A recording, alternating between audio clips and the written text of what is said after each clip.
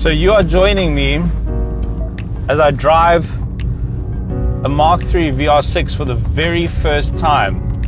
This is it. This is the Vura, a car which has become part of the rich tapestry of South African motoring culture. It's a car which has buried itself into the hearts of South African petrol heads, and I think I'm about to find out why.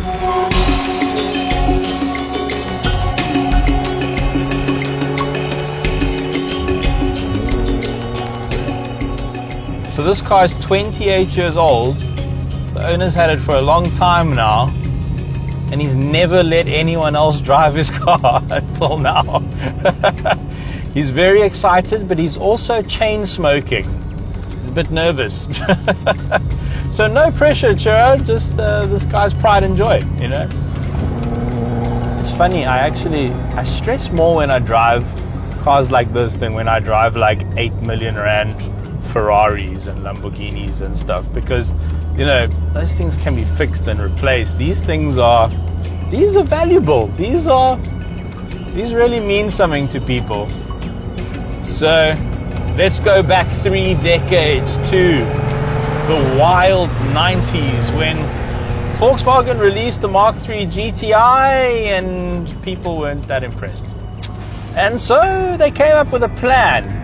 Let's put one of our biggest engines into our hot hatch. And the VR6 was born. So under the bonnet is a 2.8 litre VR6 engine, pushing out a whopping 128 kilowatts, which at the time was good for a 0 to 100 sprint of about 8 seconds. So things have got a little bit faster since then. The owner said I must push it a bit down the straight. He wants to hear it. Things may have got faster. Wow. But I don't think they sound better. This sounds glorious. Oh, what a lovely noise. I kind of get now where Vura comes from. South Africans are so good at describing things. We're really good at like words that sound like what they mean, like gatvol. You know, is there a more descriptive word than gatvol? But Vura fits the noise. It fits the sound of this car. Oh, that is a really delightful, enjoyable exhaust note. I'm really liking that. And of course, not only have cars sort of become maybe a little bit more muted in sound, but they've also become heavier. And so these 128 kilowatts, while they're not a lot by modern standards, I mean, almost double in the Golf 8R from its 2 litre, but what do we weigh here? Probably about a ton, I would say. Maybe a little more. And lightness is something about cars which is just missing these days.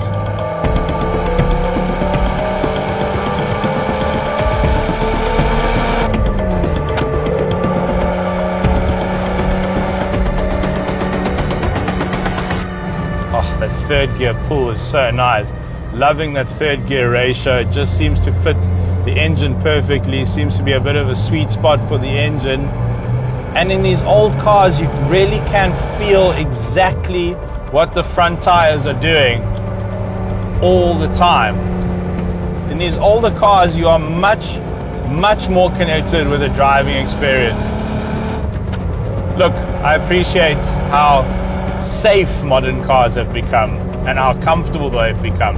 I mean, if you ask me to drive back to Cape Town in one of these cars, I'm probably not going to choose the Mark III VR6.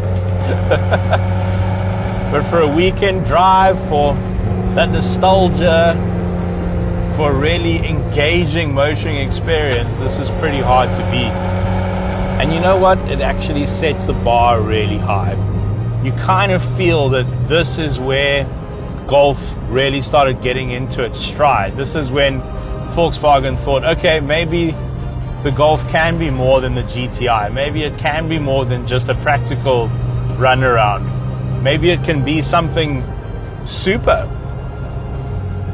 I reckon in the hands of a good driver, something like this Back in the day, you would have chased some serious machinery around. Ah, this is lovely. Not sure I want to stop.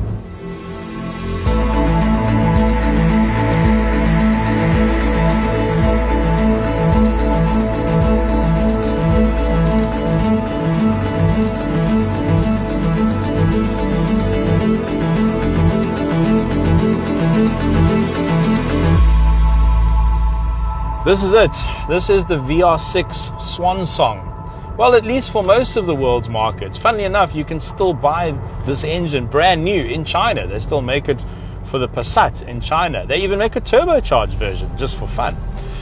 But this was the OG, the naturally aspirated 24-valve version, 184 kilowatts in this tune in this country.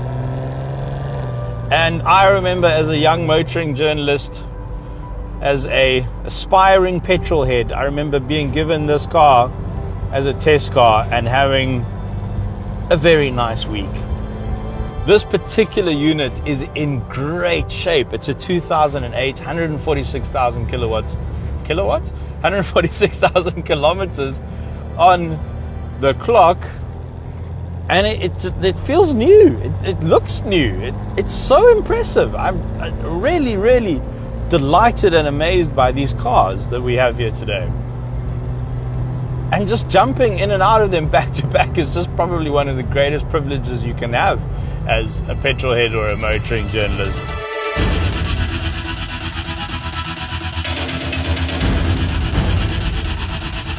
So, where does VR6 come from? Well, the V is V motor in German, and then the R is for Reihenmotor, which means inline, and that sort of gives you a clue as to how the engine is configured. It's very strange. It's one block, 6 cylinders, obviously, but one head. They share a head, and they only have 2 cams, because even if it's 24 valve, it only needs 2 cams. So it was a very clever design, because it was actually quite cheap to make.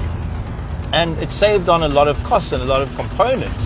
And so they really could spread this engine out. You got this engine in the Audi TT, you got this engine in the Porsche Cayenne, for instance, you got it in the Passat, and it's still used, as I mentioned, in China in a couple of different models over there, some SUVs on the Chinese Passat, for instance. Such a versatile engine. But of course, the way things went, the Mark 6 would then be the first 2-liter Golf R, and then the 7, and now the 8, those all 2 liters. The 4, the 3, the 5, these were the OGs. Started off with 2.8 liter, moved up to 3.2 liters of displacement. For this, the Mark 5, the MKV,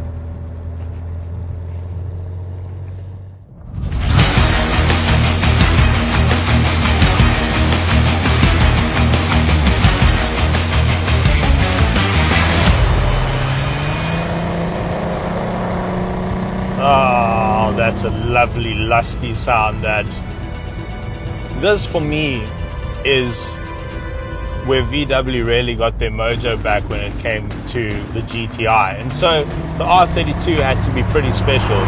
And the key difference here really, and this is sort of where things got a little bit bloated after this for the MK6, this car still feels light. So yes, you do have a fairly heavy lump under the bonnet, and yeah, it's going to be a little bit understeery, but you also get nice lift-off oversteer as well. You get this chuckability to it that maybe was lacking, or maybe you don't necessarily find in some of the later models. This car feels fun, it feels playful, it feels joyful.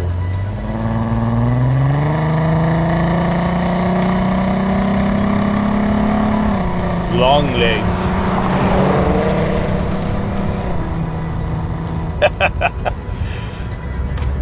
That's nice. Subtle. Yeah, I think on racetracks you sort of lose a little bit of the relativity when it comes to speed. You know, it's like, I'm sure if you've ever driven down, say, an airport runway, you sort of have an idea of what I'm talking about. You could be doing 200 and it feels like you're doing 80. when you're out in the real world and you've got the real world around you and you've got some context for your speed, I remember this car just feeling really, really quick, like quicker than just about anything I'd driven at that point. And it will always be a highlight for me. And so this is a very nostalgic little drive. And I've got to say, it's as good as I remember.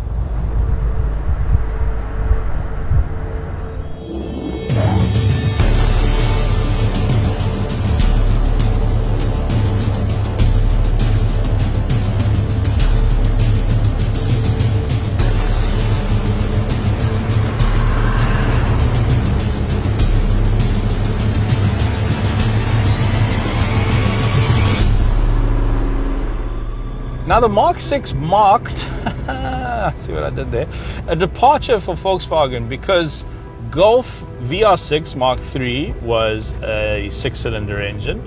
Golf 4 R32, which was never sold in South Africa, was a 6-cylinder engine. Golf 5 was a 6-cylinder engine, the Mark V for the R. And then for this, they decided, nope, we're going back to 2 liters. And I wonder what it was. I wonder if it was emissions or if it was some sort of regulation, cost cutting, who really knows. But this was the first time that essentially the R and the GTI became a lot more related. So in here, basically the Mark V engine, the 2-liter, just uprated turbo and a couple of other bits and pieces to make it faster. 188 kilowatts in here. And Mark V was, for me at least, where Volkswagen really got their groove back. Mark IV was a landmark car. It really sort of changed the market, but the GTI version of the Mark IV was a bit meh. And as I said, we didn't get the R32 here, so I've never experienced that car. Maybe it was an absolute barnstormer. Interestingly, Golf Mark IV R32 was the first time a production car had been fitted with a dual clutch gearbox, the DSG, which is now synonymous with Volkswagen. And so they had a strong act to follow with the Golf 6. Now, the remarkable thing about the car that I'm sitting in right now is that it has done 200,000 kilometers. So it must be one of the higher mileage Golf R MK6s in the country, I'm guessing. And let me tell you, this feels good. It feels tight, like toit. Like it's still, you know, up for anything really, up for a bit of a chuck around.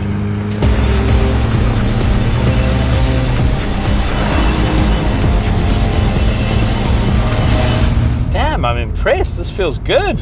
This car has held up really, really well. I think this is, for me, when Golf started becoming sort of great all-rounders, the best of everything, really. The sort of comfortable car that you can cruise in, that you can daily in, but then also has, you know, a bit of extra hot sauce for the weekends. Maybe for a little bit of track use if you feel like destroying your tires. But while it is a great all-rounder, there is somewhere where it's missing, where it's lacking. And now that I've experienced the 6-cylinder Golfs, it's the noise. It's just flat. There's just not much happening here. I mean, it's not bad. It's not a bad noise. It's not dull. But it just doesn't have that lovely throatiness, that bassiness of the 6-cylinder motors. But I wonder how much Volkswagen enthusiasts actually care. It's difficult to say. If you've never experienced a VR6 motor, I suppose you just wouldn't have a frame of reference really, and this is just how Golfs sound. But driving them back to back is so illuminating, and they're all very, very similar in character, but there is just that one dimension where the VR6s are just better. And that is in oral pleasure. That never sounds right. Let's open it up a little bit on the main straight here. There we go.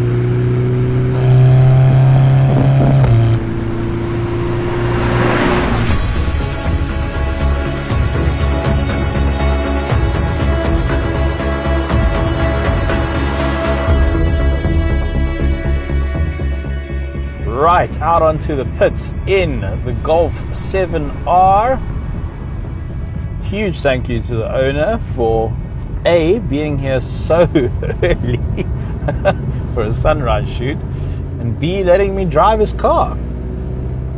Right, the Golf 7R. This generation was chopped in half. I'm sure you all remember the Golf 7.5R, which received a bit of a power bump. So in this one you got 206 kilowatts because we were designated as a hot weather market, like the USA and Australia, for instance. 206 kilowatts, 380 newtons. But this car developed a reputation as a bit of a drag strip quarter-mile hero. It just seemed to be really, really quick off the line, and fitted with a DSG gearbox, you were looking at 0 to 100 here in about 4.9, but it seemed faster. People just seem to get a lot out of this engine. It also turned into a bit of a tuner darling as well, and guys were chasing 400 kilowatts, 300 kilowatts in here. There were some very, very fast, and are some very, very fast Golf 7Rs around the country and around the world, that's for sure. So under the bonnet, the EA888 engine, quite different to the GTI's engine, quite a lot of modified parts. Different head, for instance, larger turbo, larger intercooler to cope with all the power, well, to help make all the power. Now keep in mind, when this car came out in Europe with 221 kilowatts, that was a huge jump from the Golf 7 GTI, because at the time the Golf 7 GTI was tuned to about 160 odd kilowatts. Wasn't much more powerful than that. And so this was really quick. This was the most powerful Golf that they'd ever made at this point. This particular example that I'm driving has just held up really beautifully. The owner actually owns quite a famous tuning shop here in PE, and he's responsible for some monsters, including that incredible RSQ3 which used to race at Samola Hill Climb. That's some of his work as well. And this is actually his mom's car. They have multiple VW products in the garage. Pretty cool mom driving a Golf 7R. You know, in hindsight now, this Golf 7R felt like peak VW. I mean, you can argue that this is the sort of convergence of the Audi and the VW hot hatches, because essentially this is an Audi S3 really. But the Golf 7R just seemed to have so much character. The S3 always seems to be overshadowed by the RS3, and I suppose that makes sense. But the Golf 7R was the pinnacle, and they maybe would have made a Golf R400. There were rumors of that at the time, but the VW diesel emissions scandal, well, that sort of took their mind off things. Well, they had to focus on other problems. And so this and the 7.5R remain the pinnacle of the Mark 7 generation. And in fact, this is very much the foundation for the Golf 8. The chassis actually hasn't changed too much. The platform is virtually identical, really. There's just an all-new all-wheel drive system that you can decouple the rear axle completely. And there's just a bunch of newer tech. The engine, the Gen 4 version of the EA888 has changed a fair bit from this Gen 3 version. But safe to say that the Golf 7R will go down as a bit of a legend in hatchback circles. This really had all the right ingredients.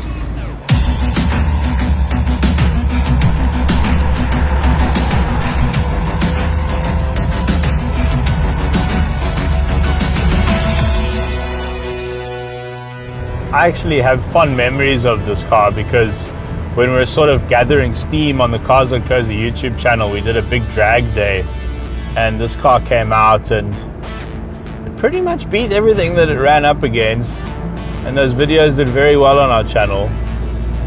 So good memories with this thing. And I remember spending about a week with the car at the time and just thinking, this is just such an epic daily. Like, what more do you want from a daily? It just does everything well. Comfortable, it's quiet if you need it to be, it's loud if you need it to be. It's a robot to robot shotgun.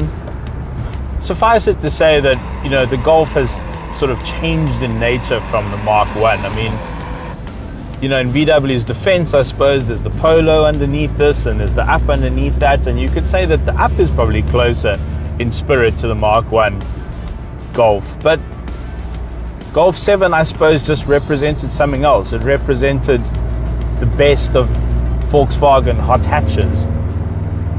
And I think it will always be remembered for that.